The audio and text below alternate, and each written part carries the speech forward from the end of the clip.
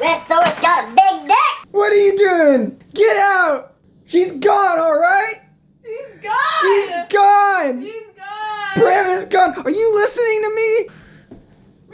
Meow. Take a shot, drink or brew. It's time for Buzz Review. Oh, Finnick. Oh, Finnick. Oh, Finnick. Part of the spoilers, Finnick gets We don't fucking have to ripped say apart. spoilers. He had a wedding, and he fucking must have got And he couldn't get... it on. He got it on with that gingina. That ginger vagina. Carpet Gingina. smashed the drapes. Their kid's hair matched the drapes. Ooh, doggy. They made a baby. And then they killed his daddy. To blow something up. And then, hey, oh look, go to help. And then blow those people up. They, spoilers, killed babies. Babies died. Gale, started out as, such a strong character. Such a strong candidate, I guess for Katniss's companion. Affections. Yeah, whatever. But, the douchebaggery. This hiccups is just driving me fucking crazy. The douchebaggery came out in, little bits. It was just I'm just gonna suggest this idea. And she's like, who the fuck are you to say that? We can't just kill people like that. It's war, Katniss. Fucking suck it up. And then she, looks at him like, you are the biggest fucking douchebag I've ever seen in my life. Well, he got what he wanted, though. He got his plan enacted. And he thought he was doing the good soldier deal. It's I'm taking orders, I'm living up to expectations, I'm showing my worth, I'm proving my worth to Coin, who ended up being a big cunt in the end anyway. Yeah. And he ended up getting babies killed. Yeah. Fucking Gale is the reason. Yeah, PETA was the good one. And he was, against his will, turned into something else. Turned into a monster that murdered people. And he overcame that. Where Gale voluntarily became a monster who killed people. So, Primrose is dead. And when that happened, the war was over. Even the peacekeepers... even the peacekeepers turned against Snow. They were like, fuck this. Fuck this guy. Because they killed their families and stuff, too. And then you come to realize... And Snow brings this up. Why would he do that?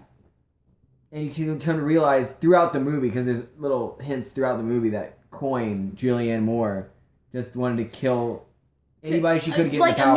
Immediately when she said, say we did this.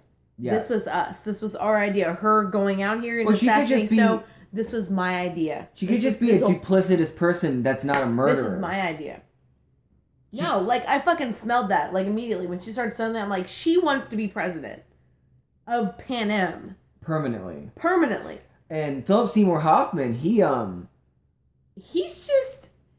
opportunistic, but he's just snarky. He's always on the side of whoever's in power. Well, doesn't matter if it's Snow, doesn't matter if it's Coin. He's he's half smart. in and half out. Well, he knows that if he's on the border of two countries, 1 foot in and 1 foot out. Where am I? He knows if I hover around power, I'll be safe. Yeah. But I can always duck out if things get too. Now he knew if he reacted to Coin saying that adversely. Yeah, just like he did with Snow in the Hunger Games. She would have killed him. He was there because he was part of the rebellion originally in Hunger Games movie number 2. Yeah, when Catching they were Fire. Catching Fire, when they were doing the Quarter Quell, that he was a game master, but he was a game master for a reason. He chose to be in that position because he wanted to have a hand in what happened. So he's always sort of next to whoever's in power, sort of puppeteering them in a way while still taking orders. I have a feeling that if Katniss didn't do what she did at the end, which we'll get to in a second, he would have started working the gears at Coin. Oh, hell yeah. Well, all the pieces were in place. Or he would have put that idea in her head anyway. Well, all the pieces were in place for if she was gone, for things to fall into democracy because everybody wanted that. I like half thought that if she would have run for office, she would have won. Like if somehow Katniss Everdeen's name would have been in the she pot was leader of the rebellion for being a leader of Pan Am, like everybody would have voted for Katniss. She was the leader of the rebellion, and but of course she's she not she's not a leader of one of the. But if Katniss districts. endorsed someone else, like the lady, gosh, I cannot remember her name. I don't want to say the black lady that was leader of District 2. That's what we're gonna have to do, because I can't remember her name. It's so the new. leader of District 2. We'll call her the leader of District 2 without 2. calling attention to her skin color. Her nice dreads. Her nice dreads. The leader of District 2. Let's get back. Okay, so I can't remember it. I know so that Snow's was gonna the be one who wrote her the letter in the end, right? No, that was Philip Seymour Hoffman. Oh, that was that dude. Yeah. So no, I don't remember her name then. So Coin and all the victors of the Hunger Games are at a table, and she needs their. Oh, he's dead. Primrose is dead. No, he's dead in real life. Oh yes, Philip Seymour Hoffman is he is dead. Yes, he did. He there's like they had filmed everything before he died, so this wasn't. No, it makes me sad. Like maybe there was like a last scene with him that didn't get filmed because it feels like there should have been something there, but. This wouldn't be Buzz spoilers without some sort of alcohol. Okay, you may be really confused at this point what the fuck is going on. Well, as we said earlier, we were using our phone to record that session. It got through Buzz reviews fine, but when we got to Buzz spoilers for some reason it went, oh, freaked the fuck out.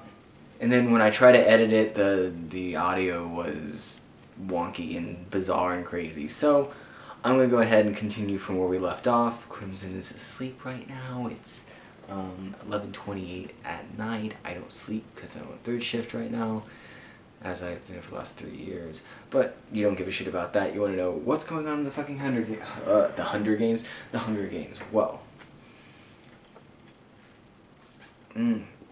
Oh, man.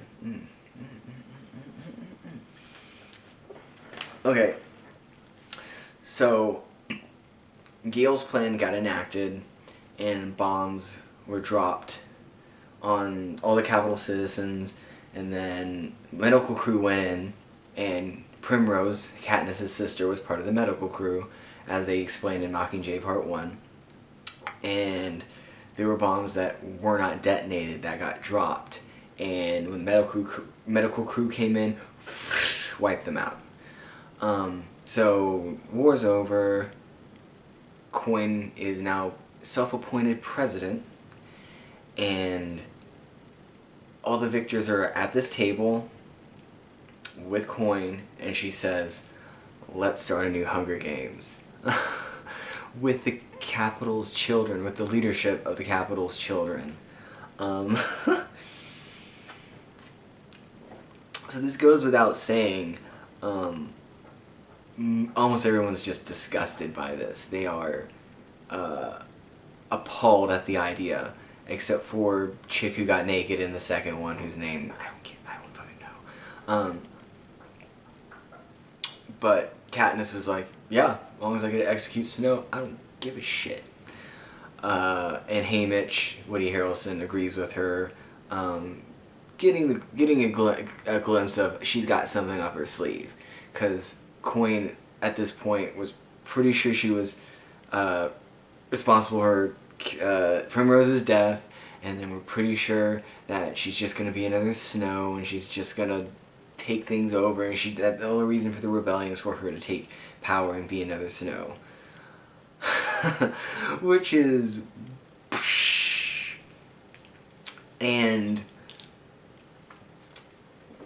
they set up a public execution, and Katniss is about to shoot an arrow into Snow, and instead of shooting Snow, she aims up and puts one right in Julianne Moore's heart, and she didn't even see it coming. She just drops, like, from really high up. I've read online that some people say that it might not have been the arrow that killed her, it was the fall, but at least in the books. I don't know, I haven't read the books. But no, it was right in the, it was in the chest. Maybe, I don't know if it missed, and the heart's like like it's not on the left side of your chest. It's like centered left, but she's dead either way. And the crowd comes in and they just basically rip Snow as he laughs because he's like, the person who took me down, she's fucking dead before me. And they rip him apart and Katniss gets taken away.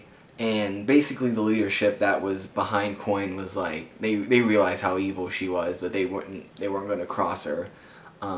So they end up just sending Katniss off back home, and they're like, look, we're going to pardon you because this needed to be done and we didn't have the balls to do it, and you did.